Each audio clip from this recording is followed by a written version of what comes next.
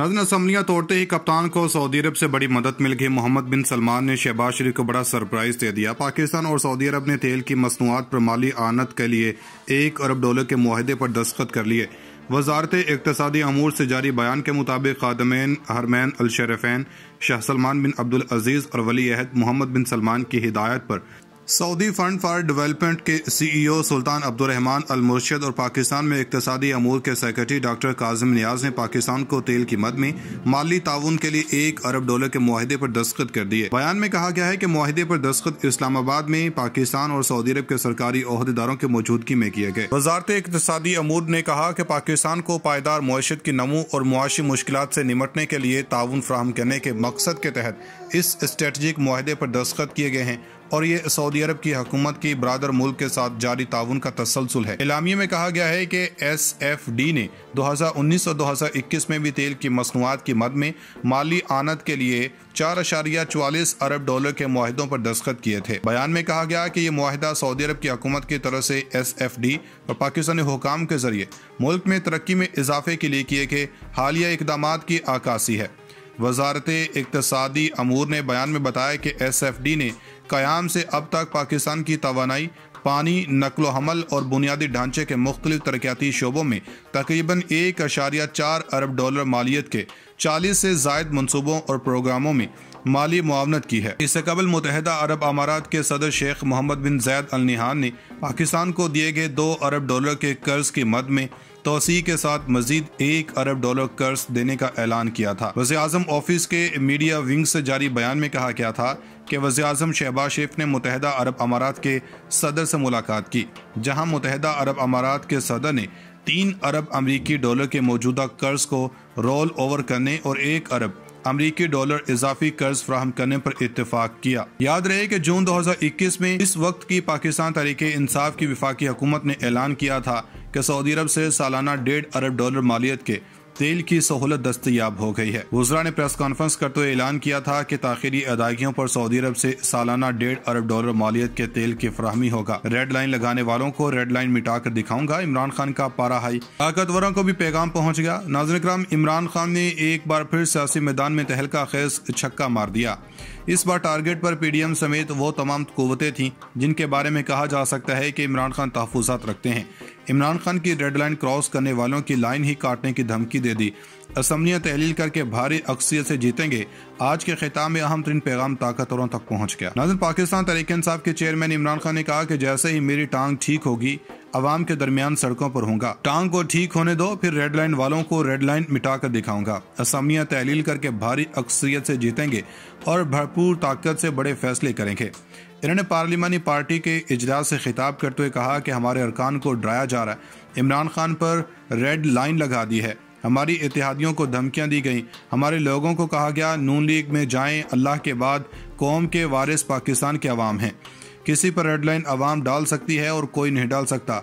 जिसमें भी ये रौनक और तकब्बुर है कि हमने रेड लाइन डाल दी है, इनको सियासी अकल शऊर नहीं और इन्होंने तारीख नहीं पढ़ी। जिसने तारीख पढ़ी होती है वो कभी अहमकाना बात नहीं करता। किसी पर रेड लाइन डालने का फैसला सिर्फ अवाम कर सकती है। मेरी 70 साल उम्र है, मैं वसूख से कहता हूँ कि पाकिस्तान में तहरीक इंसाफ जैसी मकबूलियत किसी जमात को नहीं मिली। हमने 65 जलसे किए मगर गर्मी की इंतहा में किए। जिस तरह अवाम निकली किसी जमात के लिए नहीं निकली। अवाम ने बार बार बताया कि हम PTI के साथ हैं। जब अप्रैल 2022 में हमारी हुकूमत गिराई गई और मैं डायरी लेकर घर पहुंचा तो रेड लाइन क्रॉस करने वालों को सदमा हुआ कि अवाम किस तरह बाहर निकली। फिर पंजाब में इलेक्शन हुए, हमजा शहबाज को बिठा दिया गया। इलेक्शन कमीशन और सरकारी मशीनरी ने मदद की। ये पंजाब की तारीख में कभी नहीं हुआ। इस इलेक्शन में भी क्लीन स्वीप किया। अवाम ने वाज़ेह बता दिया हम किस तरफ खड़े हैं। फिर 16 अक्टूबर को इलेक्शन हुए। ये हमारे कमजोर हलके थे लेकिन चुन चुन कर हलके इलेक्शन करवाए गए, लेकिन हम 8 में से 7 इलेक्शन जीते। अवाम ने ये जानते हुए वोट दिया कि हमने असम्बलियों में नहीं बैठना। अब इमरान खान ने कहा कि मुझे अफसोस से कहना पड़ता है कि फैसला किया गया, हम डंडे के जोर पर लोगों की राय को बदलेंगे। कौन सा जहन ये चीजें सोच रहा था? कौन ऐसे फैसला करता है जब पता है अवाम किस तरफ खड़ी है? लेकिन फैसला किया गया कि डंडे से राय बदलेंगे, कि हम इन चोरों को तस्लीम कर लें। बांग्लादेश, हिंदुस्तान हमसे आगे निकल गया। इनके पास हुकूमत में आने के बाद मुईशत का कोई प्लान नहीं था, सिर्फ 1100 अरब करप्शन के केसेस मुआफ करवाए। नजर आ रहा था इनको मुईशत की कोई समझ नहीं। 1999 में जब हुकूमत गई तो मुईशत बैंक करप्ट थी, कोई एक्सपोर्ट नहीं बढ़ाई। 2018 में गए तो फिर मुल्क बैंक करप्ट था। जो भी सोच रहा था इनको लेकर आएंगे, शहबाज शरीफ बड़ा जीनियस है, ये होना ही था। हमें कह रहे हैं कि हमारी हुकूमत ने किया है। हमारी हुकूमत ने बैंक करप्ट मुआशरत को संभाला था, कोरोना से मुल्क को निकाला। आखिरी 2 साल में सिर्फ मार्शल के अदवार में ऐसी परफॉर्मेंस थी। अब डॉलर आ रहे थे क्योंकि इन्होंने सिर्फ गुलामी करनी होती है। हमारे आखिरी 2 सालों में रिकॉर्ड मुआशरत ग्रोथ थी, सब मुस्बत जा रहा था। आज नरेंद्र मोदी कह रहा है कि पाकिस्तान किस तरह भिखारियों की तरह जनेवा में गए हैं, महंगे होटलों में ठहरे हैं। जूम पर सारी मीटिंग्स हो सकती थी, मैंने मीटिंग्स की हुई हैं, लेकिन वहाँ क्या मिला ये एक अलग बात है। इनके पास सिर्फ एक पॉलिसी है, भीख मांगेंगे लेकिन फैक्ट्रियां बंद हो रही हैं। अवाम में महंगाई में पिस गए हैं। IMF की शराइत मानेंगे तो महंगाई, नहीं मानेंगे तो महंगाई होगी। जब अप्रैल 2022 में हमारी हुकूमत गिराई गई और मैं डायरी लेकर घर पहुंचा तो रेड लाइन क्रॉस करने वालों को सदमा हुआ कि अवाम किस तरह बाहर निकली। फिर पंजाब में इलेक्शन हुए, हमजा शहबाज को बिठा दिया गया। इलेक्शन कमीशन और सरकारी मशीनरी ने मदद की।